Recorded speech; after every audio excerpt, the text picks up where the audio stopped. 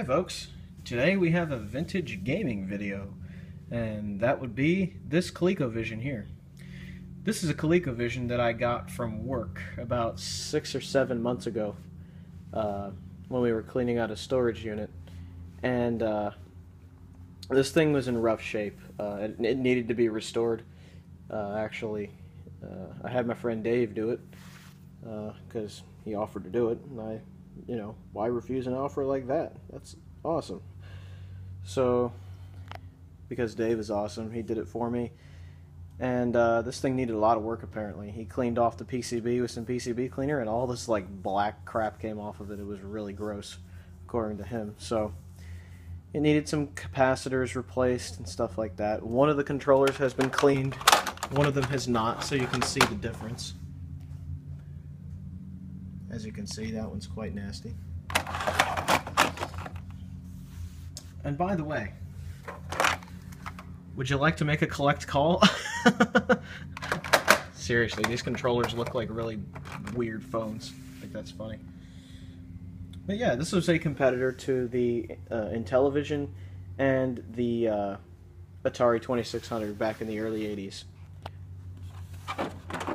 Has an expansion slot in the front. The label's a little screwed up, but that's okay. It doesn't matter that much, at least to me. The problem I had with this is it had a bent pin in the cartridge slot, which Dave managed to fix. Hopefully it stays that way. At least enough for me to play some of the games. There's not much to this system. The controller ports are underneath in this compartment. You can actually unplug these, unlike the Intellivision, which is nice. So I can unplug this and plug in a Sega Genesis controller or something, since it uses the same 9-pin connector. On the back, you don't have much either. You have a channel selector switch, you have the RF output, and you have the power supply input. Speaking of the power supply, Lord Almighty, this thing is huge. Like, seriously. I didn't even drop it from that high. And it just plonks onto the floor. It's so heavy and big that it needs a little lump of plastic there just to stop it from dangling out of the outlet. That's ridiculous. And I think the reason it has this is because it has a 12-volt rail and a 5-volt rail. So I think that's the reason that they had this and a proprietary connector. It's an unusual power supply, but it works, so I'm not going to complain too much. And yeah, I don't like this connector at all, just because it's proprietary, but when it has multiple rails like that, I guess you don't have much of a choice. But yeah, whatever, you can deal with that as long as you have the adapter. So this is one of the first 3 real successful 8-bit consoles for the home, along with the Atari 2600 and the Intellivision. So a lot like the Intellivision, you have modules you can put in it. What's cool about the ColecoVision is there's a module you can plug in the front that lets you play Atari 2600 games. So you can just have one console in front of your TV instead of 2, taking up a ton of space. I'd like to get that module because I have quite a collection of Atari 2600 games. There's also, what other modules did they have? There was one that didn't plug in there that was like a racing wheel. And there was another module that connected it to the Coleco Atom computer they released, which really wasn't that successful. So the most useful module, I think, is the Atari 2600 one, because it lets you have a huge 8-bit game collection and play it on what I think are the 2 best systems of the time, the ColecoVision and the Atari 2600. Those are the 2 best home consoles. Obviously, the 8-bit computer line of Atari had some better quality games than these 2 did, but you know what I mean. Okay, these are the games I got with it. I got Mousetrap. I also have this for the Atari, and it's a really weird game. You can turn into a...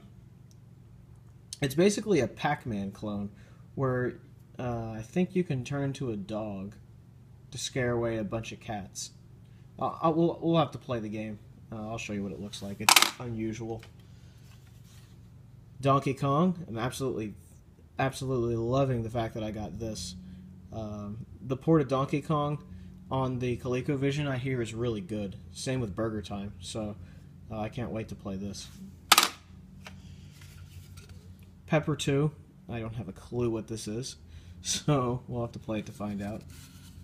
As you can see, all these cartridges have inlays for the overlays that would slide into the slide into the controllers, so you could tell what the various buttons did. Unfortunately, I didn't get a single one with any of the games I had. Here's another game I got, Venture, 1981. There you go. Cosmic Avenger, and of course Looping, which looks like a fairly interesting flying game. So, without further ado, let's try out the games I got just to see what I have with the system, and so you can see what the graphics look like. So without further ado, let's go to the TV. Okay, so I have the Colecovision hooked up via RF to the TV, to my Prismo HD Plus TV that I got from the Goodwill that one time. So, yeah, let's play some Donkey Kong. That's what's in there right now, and I'm starting with that because it's an arcade classic. So, here we go.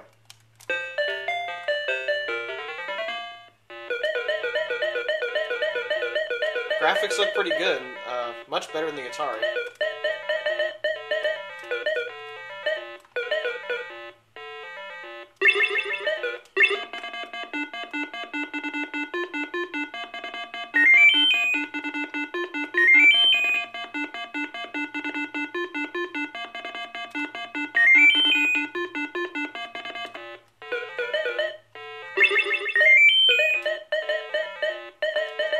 No. Oh. Nope. I am not good at this today.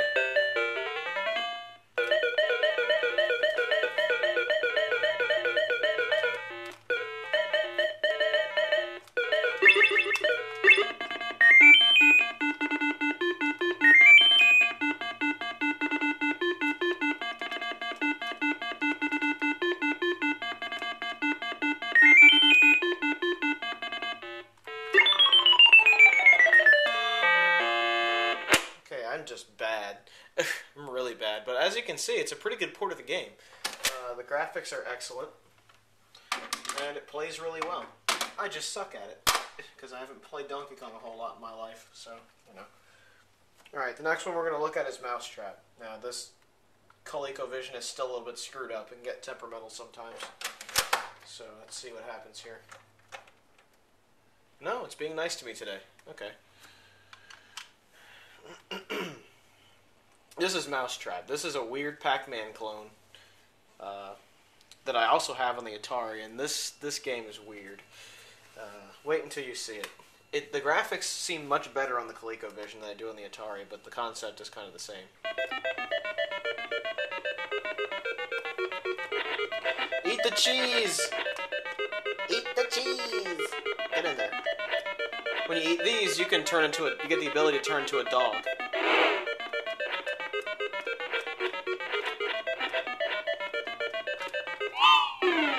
Ah, didn't hit the button in time.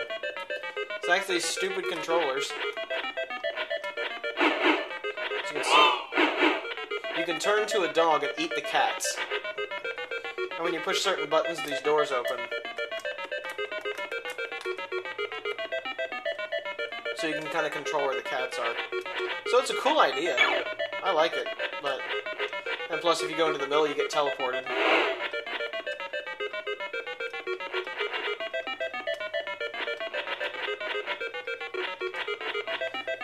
Yeah, that's Mousetrap. It's a very unusual Pac-Man clone. And I just thought I'd show you that because it was weird. Here's a game called Pepper 2, which I think is also another Pac-Man clone of some sort, just from looking at it.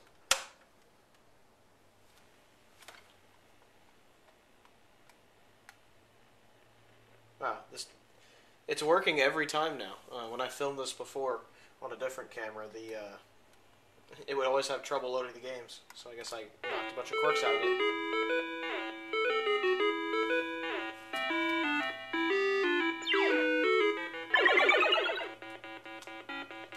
Now this is the kind of Pac-Man clone where you leave a trail behind. So you have to try to just get through the maze without dying. You're getting hit by these weird pairs of eyes that move around. Whoa. Yeah, I look like... My sprite looks like the Kool-Aid Man.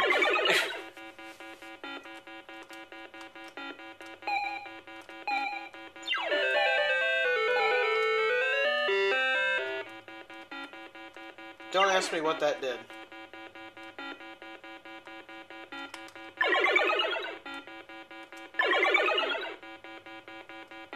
Yeah, I'm very confused. I don't know what all this stuff does. I don't really know what I'm doing, but I'm kind of figuring it out.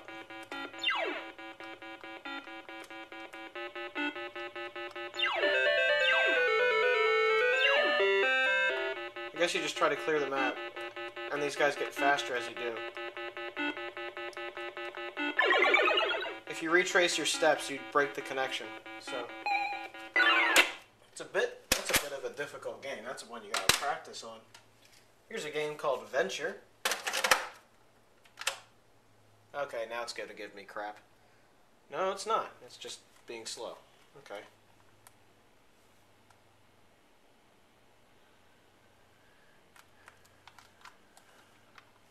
Alright.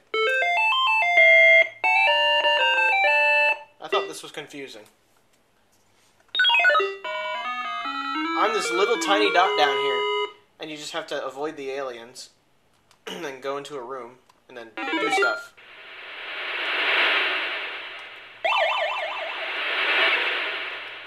Now you just have to not touch these. Get the diamond.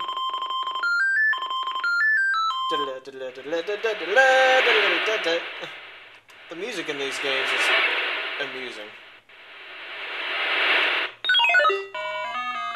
Now I'm Dot Man again. Let's go to the other room.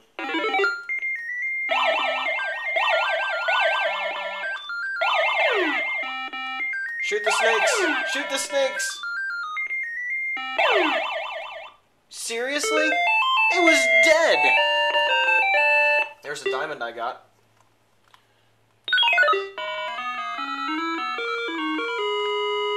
These games are strange. Oh no! I'm so bad.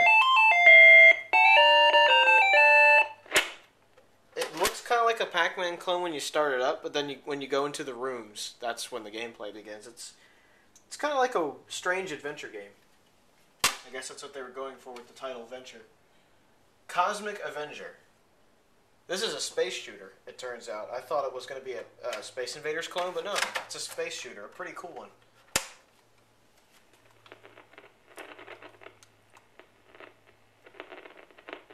Listen to that crackling.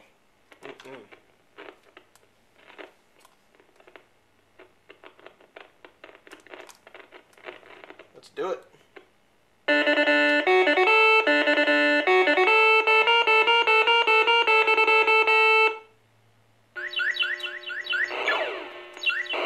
Press right action button to shoot, and left to drop bombs.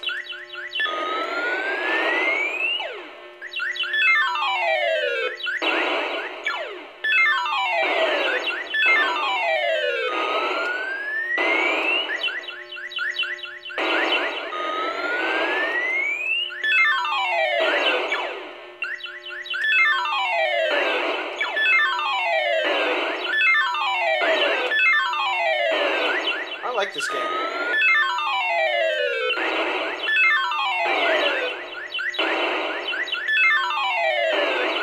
Not too good at it, but it's fun. Oh no! Holy crap.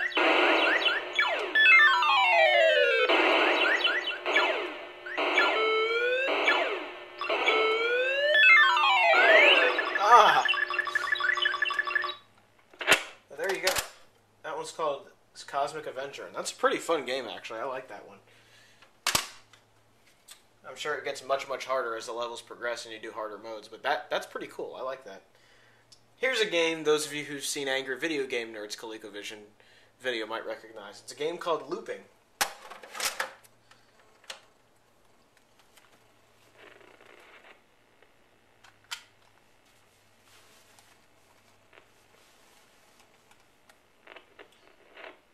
That crackling is weird.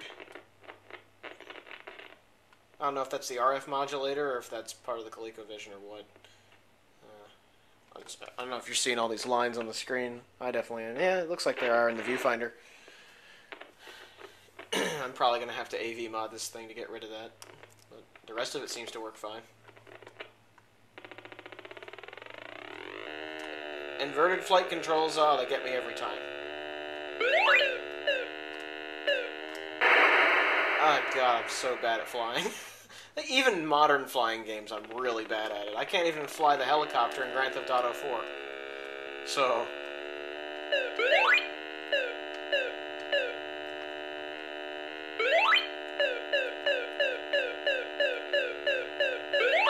yeah, this is the spot. I have no clue what to do here. I feel like there's a way to bomb that's not obvious, but none of the buttons on the numpad do anything.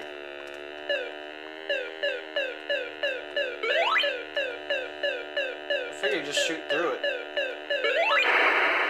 Yeah, I don't have a clue what to do there. So, yeah.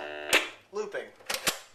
That game, I have no clue what I'm doing. I don't know how to get past that part. Just like, James didn't. But anyway, that is the ColecoVision. It seems to be acting a lot nicer than it did before. It's reading the games more or less now without any problem. So that's good. Overall, I like the ColecoVision. It has some very good arcade ports on it, as you saw with Donkey Kong. Burger Time is also another really good port for this system, and I hope to get that eventually as well for this system.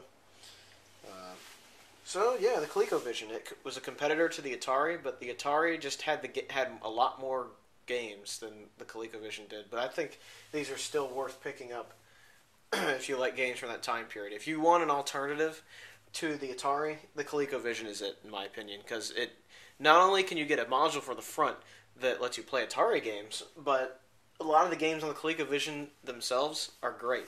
And the biggest bonus is you can unplug the stock controllers and use your own, unlike the Intellivision.